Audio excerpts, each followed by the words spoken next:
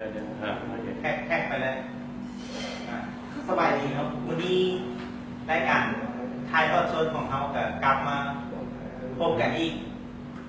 นอนอะไรนะกล้องจะเอียงไปเฟซบุ๊กเพื่อนเขาให้เอียงเขากลับมาพบกันวันนี้นะเป็นความโชคดีของเขาวันนี้ทั้ง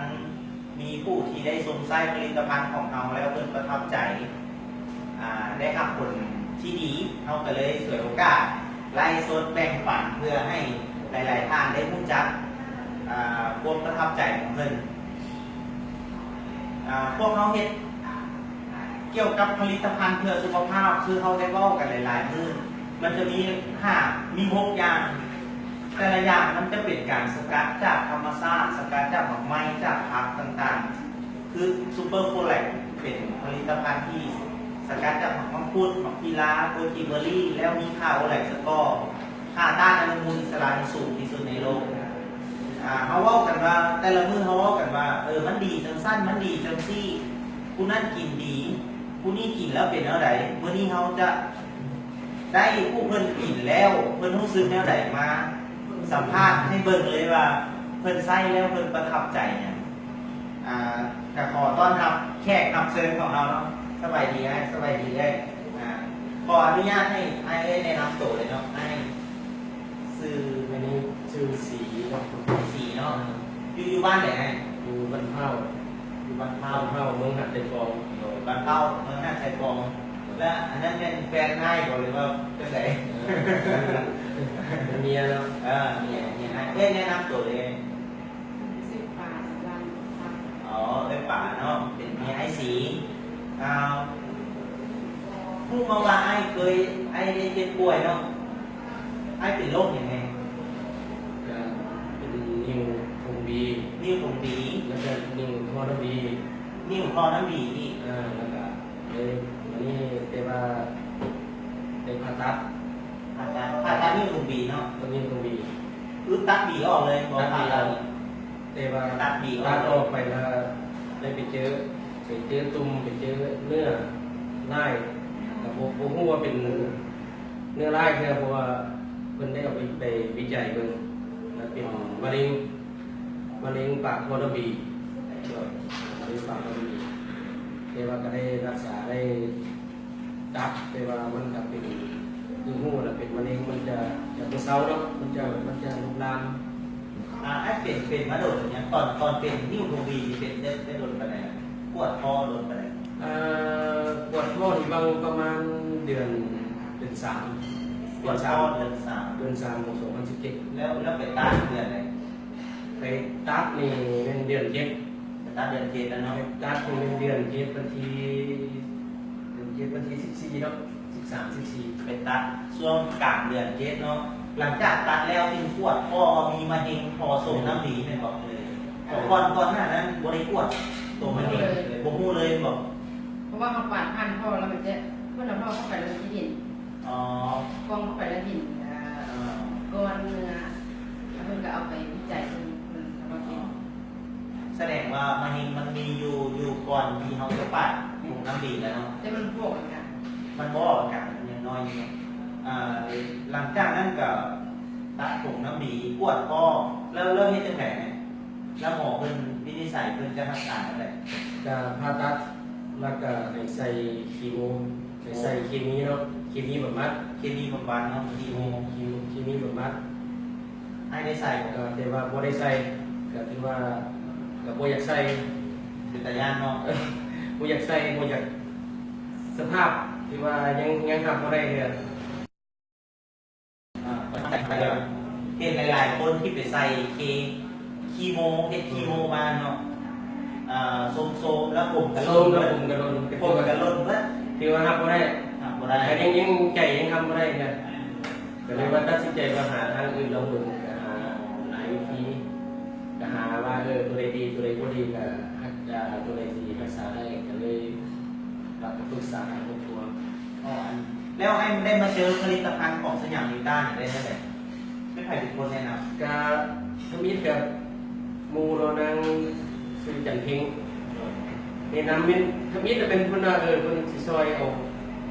า เอาไปกินฟรี น้องเบิ้ง เพื่อนเอาให้กล้อง เพิ่นให้กับหนึ่ง ครับ เพิ่นให้กับหนึ่ง ครับส่วนเป็นขวดน้อยๆ แมนกินแล้วก็รู้สึกว่าเบิดของเพิ่นเลยคือว่ารู้สึกว่ามันมีแฮงมันคือว่าสีไข่ ยังบริขวดอะไรอย่างเนาะ ยังบ่ได้ขวด กินเบิดกล่องหนึงมันจะมี12ขวดนี่กล่องหนึงมันจะมี12ขวดนี่เบิดโหลหนึงรู้สึกว่ามีแฮงตั้งแต่แซ่บซะเนาะ แมนก็เลยได้สืบข่าวมาว่าคนเฮ็ดอย่างนี้ใส่เป็นน้ำผู้ใส่ก็เลยว่ามาปรึกษาลงเมืองเพราะว่าฮู้แล้วว่าเป็นละยังไงก็ได้ไปใส่คีโมละเรียกว่าการบ่อยากใส่ยังไงก็บ่อยากใส่ว่าสิซั่น ไอ้ผู้ยังใส่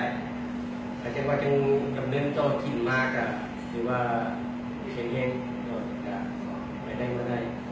ทางเรื่อยเลยตอนที่ผู้ซื้อว่าตอนผู้ว่าไอ้ายเป็นโรคมะเร็งทางครอบครัวเขาได้ผลป่วยหรือว่าได้ผู้ซื้อได้ให้กำลังใจอย่างไรช่วงนั้นคิดว่าที่จะเช่นจังไหนเลยคิดว่า ให้กำลังใจทุกอย่างเพราะว่าไปหาหมอมันก็มีจะบอกให้สายแสงมี มีคีโมเนาะ โมแต่ว่าก็บอกว่าพวกเราสักคนฟังไปก่อนฟังไปหลายๆนะมีกินที่ลองเบิ่งว่ากินตัวนี้มันจะดีกว่าแต่ว่าเราเมื่อยเราบ่สูง โดย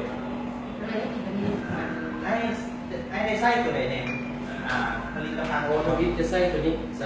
ามอันนี้เนาะ อ๋อไส้สามอันนี้เนาะคือมีซูเปอร์โฟแลกแล้วก็ซูเปอร์เอสดีแล้วก็สลิปทิปเนาะสามอย่างนี้เนาะอันนี้ก็อันนี้นี่อันเดียวกัน แต่ว่าขวดใหญ่ขวดน้อยไอ้กินหลายกันไหนแต่ละมือ โมก็กินเศร้าคือนอนแล้วก็ ได้ แร กิ ง นเศร้าแรง อ๋อตัวนี้ดื่มเศร้าขวดหนึ่งแรงขวดหนึ่ง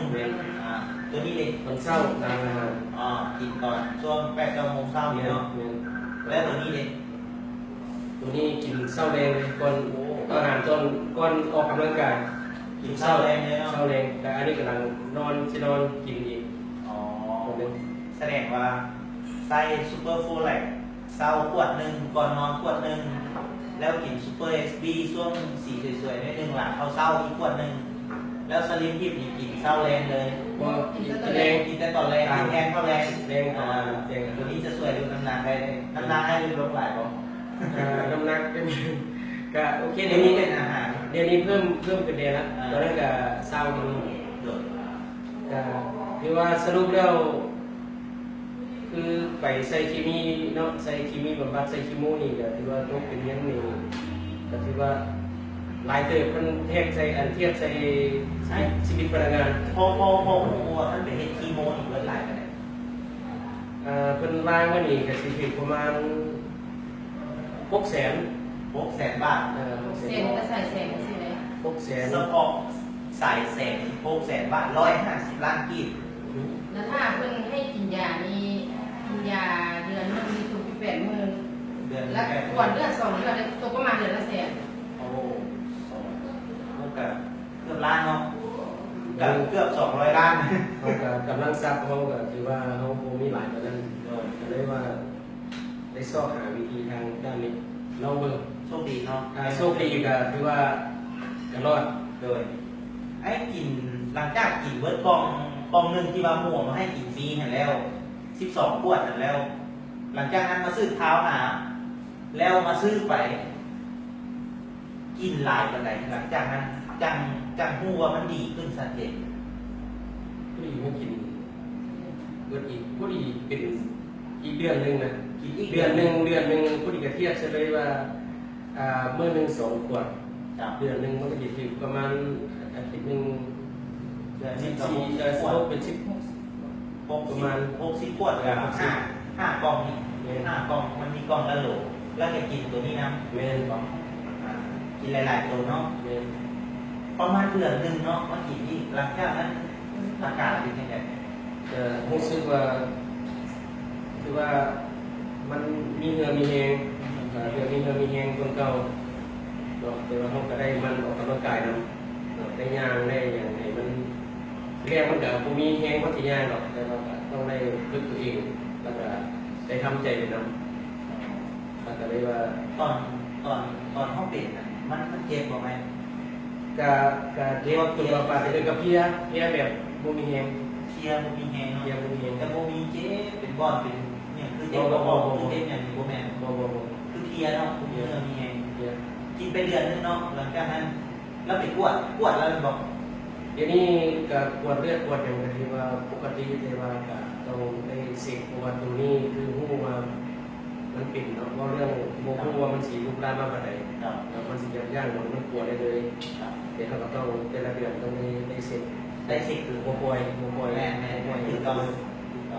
คือหลังจากไปเซ็กเลือดแล้วตอนนี้ค่าในเลือดปกติ แม่น บ่ปวดพบเสื้อมะเร็งเลยในเลือดแม่เนาะ ก็ถือว่าเพิ่นว่ามันปอดมาเฮาก็บ่ฮู้เพิ่นกัน เป็นว่าท่านหมอก็เป็นท่านหมอที่หมอพระโหสถเนาะปอด มันมาเลือดปกติ เลือดปกติดีแล้วเสื้อมะเร็งเสื้อมะเร็งตอนนี้ปวดระบบแล้ว หลังจากกินไป1 เดือน1 เดือนก็ถ้าเป็นซูเปอร์โฟไลท์ทูโปนี่ก็5 กล่องมันมี60 ขวดน้อยกินไป1 เดือนแล้วจะกินซูเปอร์เอสดีมื้อละขวดกับ1 กล่องนึงมี30 ขวดสลิมพิษอีก2 แกะละ15 ขวดพวกหลายเนาะเบิดเงินหลายกันไหนซื้ออันนี้กิน มือสอง มื้อดี3ล้านเนาะ แล้ว3 ล้านกีบแล้ว3 ล้านกีบเมื่อกี้นี่เท่าไหร่กันนะไปเฮ็ดคีโมเบิดล้านบาท เบิดล้านบาทกับ250 ล้านกีบแต่ว่าเพิ่นมาซื้อผลิตภัณฑ์จากอย่างนิต้าไปกินนี้หลายๆตัวโฟแลกเอสพีสลิมพิษไปกินแล้ว เบิด3 ล้านกีบแล้วตอนนี้กวดพบเสื้อมาเฮงในเลือดแล้วมีแต่ว่ากระซี่ไปเที่ยวเสร็จเรื่อยๆเนาะเพื่อความโบสลาใจความโมกมากปัจจุบันนี้เอ้ยผู้ซึกเป็นยังไงโล่งขึ้นแล้วบอก โล่งไทย โล่งแล้วเนาะคันว่ามาเฮงเป็นผู้แผ่กับผู้ซึกย่างไหมไอ้เด็กเป็นผู้ซึกเป็นไหนเป็นสบายใจขึ้นแล้วดี ก็สบายใจก็คือบ่สบายใจเนาะ50 เพ เพราะว่าเฮามีเสื้ออยู่แล้ว เลย เราก็ต้องได้รักษาการกินรักษานั่นไปได้เนาะคือฮู้แล้วคนเคยเก็บแล้วบ่อยาก ระแวงแน่นอน บ่อยากเป็นอีกแล้ว โมกมากขึ้นต้องเลย ถือว่าคือผมตายเขียนพอทุกวันอย่างเนาะแล้วกันฮู้ว่าเป็นนี่มันก็ทำใจยากหน่อยทำใจยาก ถูกต้องตัวนี้หลายๆคนอาจจะยังไม่เคยพบด้วยตัวเองเนี่ยตัวเองยังไม่เคยเจ็บป่วยด้วยหลายๆโรคนะที่เห็นแต่คนอื่นเป็นก็ยังใช้ชีวิตอย่างประมาทกินในสิ่งที่ร่างกายเราต้องการ แต่ว่าความรู้สึกเราต้องการ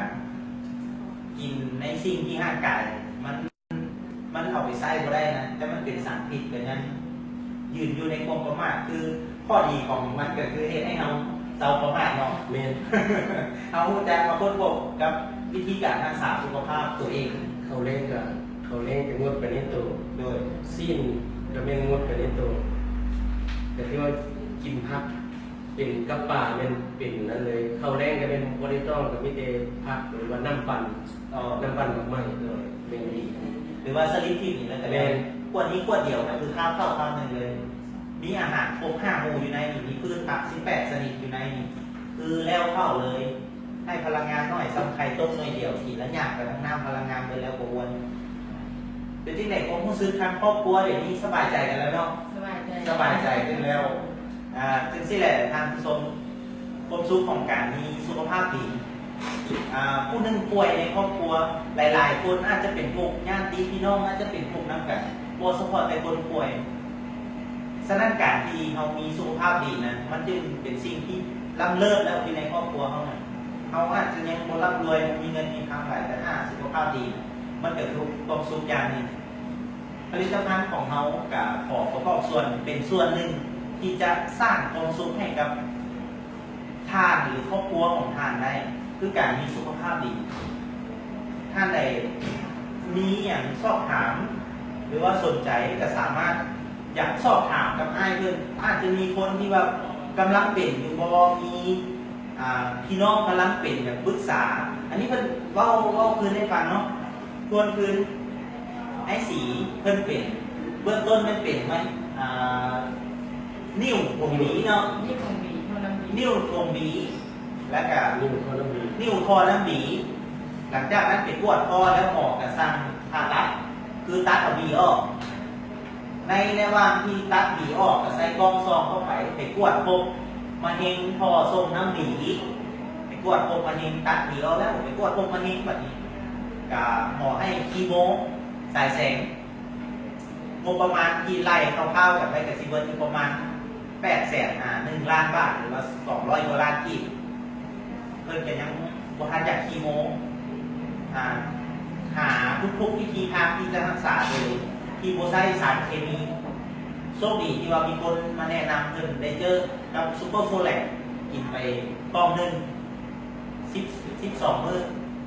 โลหนึ่งรู้สึกดีกันเลยมาซื้อไปกินอีกกินไปเดือนหนึ่งแล้วไปกวดเลือดโบพบพามะเร็งในเลือดเลย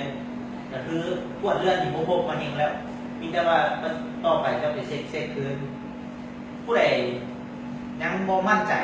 มีปัญหาสุขภาพแบบถามให้เพื่อนจะสามารถโทรมาสอบถามแต่ขออนุญาตให้ฝากเบอร์โทรเพื่อนเพื่อว่าผู้ใดมีปัญหาว่าเจ้าเป็นจังสั้นจังซี่ค่อยกับเป็นหรือว่ามันแค่บอมันอีหลีบอแล้วได้กี่อีหลีบอรบกวนให้ฝากเบอร์ให้เพื่อนโทรมาถามเลยครับ เบอร์โทรนี่เป็น522 88 999 522 88 999โอ้จริงไงน้องเบอร์งานหรือว่าจะโทรมาสอบถามทางจะมาแวะหาทางบริษัทพวกเขาก็ได้ที่ข้างตลาดหัวหัวอยู่ใกล้ๆกับตลาดหัวหัวโทรมาได้ที่เบอร์22227142คันไปบ่ฮอดซอกบ่เห็นก็โทรมาได้หรือว่าส่งไลน์ส่ง WhatsApp มาถามมาสอบถามก็ได้นะเจ้ามื้อนี้ก็ขอขอบใจทางครอบครัวไอ้สีทาง